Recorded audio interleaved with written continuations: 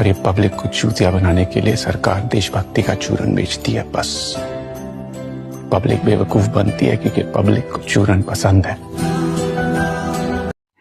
अब से कुछ देर बाद हमारे देश में वो नौटंकी शुरू होने वाली है जिसकी कल्पना एक सच्चे भारतीय ने कभी नहीं की होगी। इस देश में नौटंकी चीख रही थी वो, पहलगाम से शुरू होकर आज तक चल रहा है। सुबह शाम दिन रात मुझे वो चीख सुनाई देती है। रगों में गर्म सिंदूर बह रहा है और वो अब सिंदूर ये बात सुन के पानी हो चुका कि अमित शाह के लौंडे ने, जय शाह ने, जो बीसीसीआई का कर्ता धरता है, उसने ये चीज का ऐलान किया कि भारत और पाकिस्तान के बीच मैच होना सुनिश्चित कर दिया। और वो नौटंकी आज ही होनी है। रात के 8 बजे दुबई में मैच होना है। और इस भारत के जितने लोग हैं, मैं आप सबसे रिक्वेस्ट कर रहा हूं, boycott India Pakistan match trend को, इस ट्रेंड को आप प्रमोट करें। इस मैच का विरोध कर रहे हैं। हालांकि आज के पाकिस्तान का एयरक्राफ्ट हमारे एयर स्पेस में नहीं आ सकता, उनकी कश्ती हमारे पानी में नहीं आ सकती। ट्रेड खत्म हो चुका है, डायरेक्ट इनडायरेक्ट ट्रेड। आपका जमीर जिंदा क्यों नहीं है? किस सूरत से आप पाकिस्तान से क्रिकेट मैच जब हम पानी नहीं दे रहे हैं, 80% पानी पाकिस्तान का हम रोक रहे हैं, ये कहकर के पानी और फूल नहीं बहेगा, आप क्रिकेट मैच खेलेंगे? मैडम, मेरा जमीर तो गवारा नहीं करता कि मैं उस मैच को देखूंगा। लोगों के मन में भावनाएं, संवेदनाएं, वेदनाएं कुछ भी नहीं है। यदि होता तो वो लोग भी इस मैच का बहिष्कार करना अवश्य जरूरी समझते, लेकिन ऐसा नहीं है, क्योंकि हर एक देश में कुछ चूतिए होते हैं और हमारे देश में बहुत ज्यादा है। हमारे देश के बॉलीवुड भड़कों ने पाकिस्तानियों को अपना भाई बना रखा है। क्रिकेटर चूतियों ने उनको अपना दोस्त बना रखा है और कुछ मीडिया वाले ने उनका अपना बाप बना रखा है, जिसके कारण ये पाकिस्तानी लगातार हमारे सिर पे तांडव करते रहते हैं।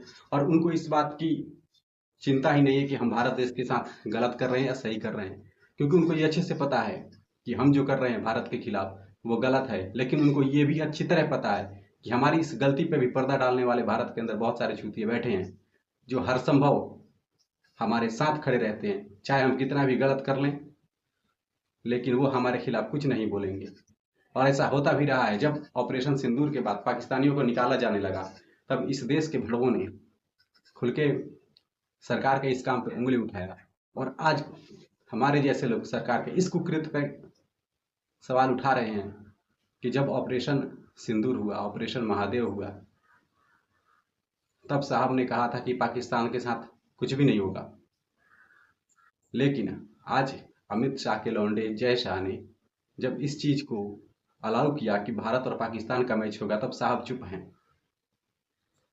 क्या भारत का प्रधानमंत्री अमित शाह के बेटे जय शाह से डर गया है, या भारत के प्रधानमंत्री को यह लगता है कि अगर उसने कुछ एक्शन ले लिया तो अमित शाह नाराज हो जाएंगे, और अगर चाणक्य नाराज हो गए, तथाकथित चाणक्य यदि नाराज हो गए तो मेरी कुर्सी चली जाएगी।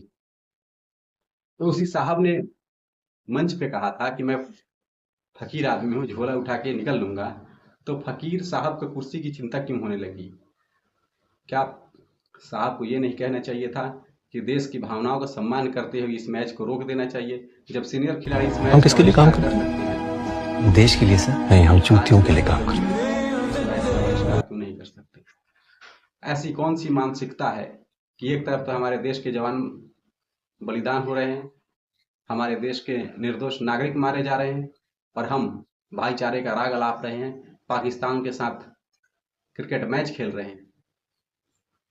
साहब ने यह भी कहा था कि पाकिस्तान के साथ आतंकवाद और बात नहीं हो सकता, खून और पानी नहीं बह सकता। लेकिन अब वही साहब ये कह रहे हैं कि बैट और बल्ला चल सकता है, और ये चल रहा है।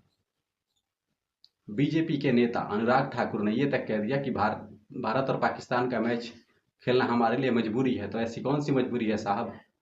ये भी जनता को बताना पड़ेगा कि आपकी ऐसी कौन सी मजबूरी है कि जिस आतंकवादी देश ने हमारे लोगों को मारा, उसी आतंकवादी देश के गोद में जाके बीजेपी के कुछ नेता जाके बैठने को बेबस हैं। ऐसी कौन सी मजबूरी है आपकी कि आप देश के लोगों की भावनाओं का सम्मान नहीं कर रहे? अगर ये मजबूरी और ये विवशता यदि उन 26 निर्दोष लोगों में मारा गया व्यक्ति आपके घर का होता, तो क्या ये मजबूरी और विवशता का ज्ञान आप पेल रहे होते? यह मजबूरी और विवश था केवल पाकिस्तान के साथ ही क्यों? इस पाकिस्तान के ऊपर इतनी दया दिखाने की आवश्यकता क्या है? इस सवाल का जवाब हर एक नागरिक पूछ रहा है और आप सबसे विनम्र निवेदन है, जितना हो सके भारत और पाकिस्तान के मैच का बहिष्कार करें। ये वो नौटंकी है जो सालों से चलती आ रही है। सालों से पाकिस्तान हमारे ऊपर हमले कर रहा है, हमारे निर्दोष लोगों को मार रहा है, लेकिन हम भारत और पाकिस्तान का मैच बंद नहीं कर रहे। आज अगर ये कोई कह दे, मोदी के अंधभक्त अगर ये कह दें कि आईसीसी का फैसला है, तो उन अंधभक्तों को यही पता होना चाहिए कि आईसीसी का चेयरमैन भी अमित शाह का लौंडा जैसा है। और अगर उसने ना कर दिया तो आईसीसी के अंदर जितने भी देश आते हैं जो क्रिकेट खेलते हैं, किसी के माँ के औलाद में ये हिम्मत नहीं है कि वो ये कह दे भारत और पाकिस्तान का मैच होगा। लेकिन यहाँ रंडी रोना अपने लोग ही कर रहे हैं। इस देश के अंदर भारतीयों की भावनाओं का कोई सम्मान नहीं है। और ये जो मजबूरी है जो बीजेपी का नेता अनुराग ठाकुर बता रहा है, मैं इतना ही कहूँगा, सामने जाकर बोल सकता है जिनके घर मल्टीनेशनल टूर्नामेंट जहाँ पर एसीसी या आईसीसी करवाती है, वहाँ पे किसी भी देश के लिए मजबूरी या जरूरी हो जाता इसके घर का है कोई भाग सदस्य लेना। मारा गया होता, तब ये नौटंकी कर रहा होता कि हमारी मजबूरी है पाकिस्तान के साथ खेलने की। बहुत आसान होता है कि किसी भी गलत चीज को ढक दो, और बहुत मुश्किल होता है कि सच का सामना करना।